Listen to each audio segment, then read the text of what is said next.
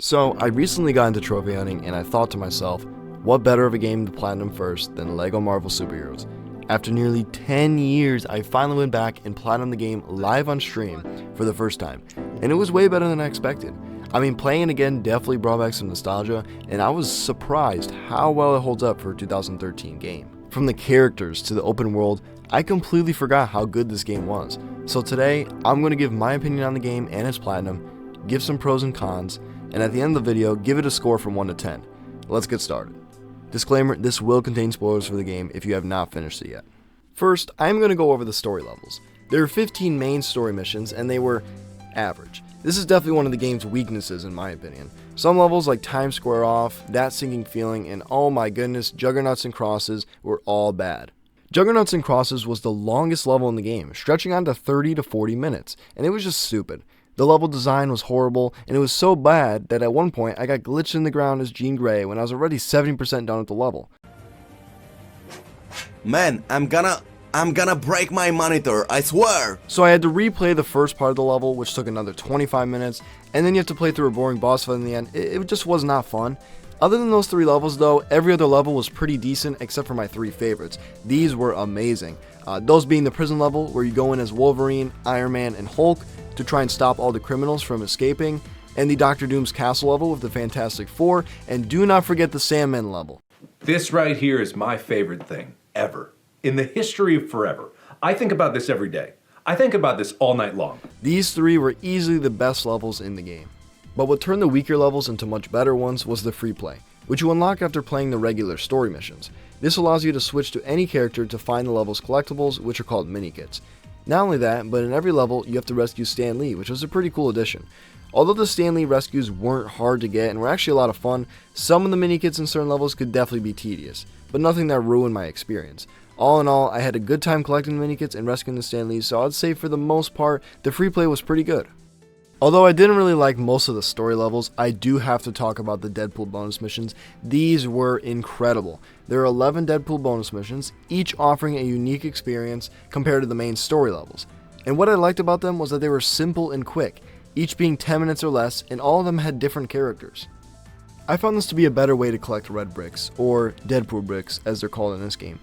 I think TT Games really wanted to stay away from finding the red bricks in the main story levels like LEGO Complete Saga or in the hub world like LEGO Pirates of the Caribbean, which I thought was a good decision.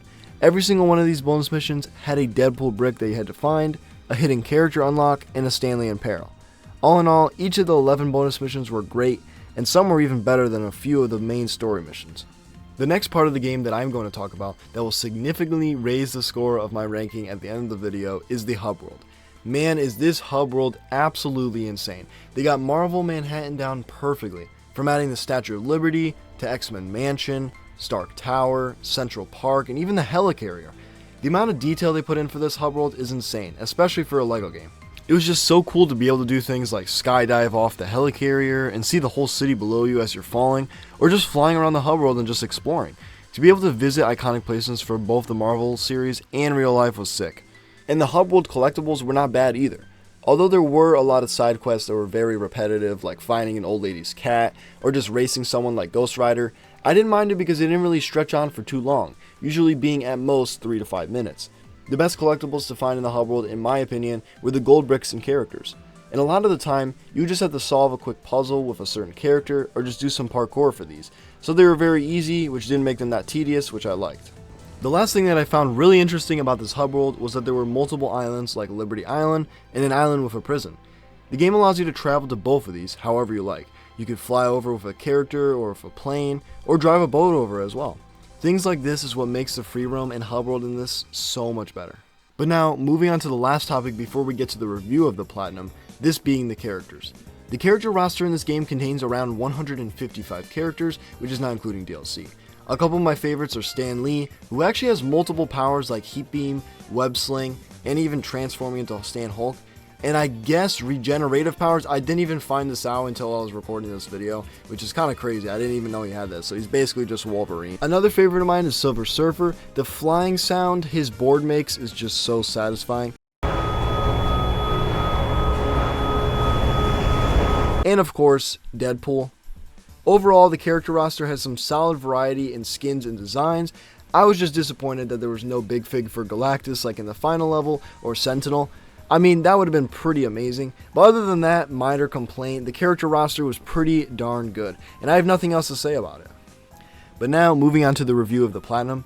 This Platinum consists of 46 trophies, 38 bronze, 4 silver, 3 gold, and of course, 1 platinum. Since this is a LEGO game, I could say the Platinum definitely wasn't difficult, just time consuming because of the sheer number of collectibles. 15 of the trophies come from simply completing the main story levels, another 14 trophies are earned just by unlocking all the characters, and then you get 3 more for reaching 100% completion, so altogether 32 out of the 46 trophies are earned just by fully completing the game. Most of the remaining trophies were miscellaneous, and most of them can probably be achieved within a minute or two, except for the Hulk one.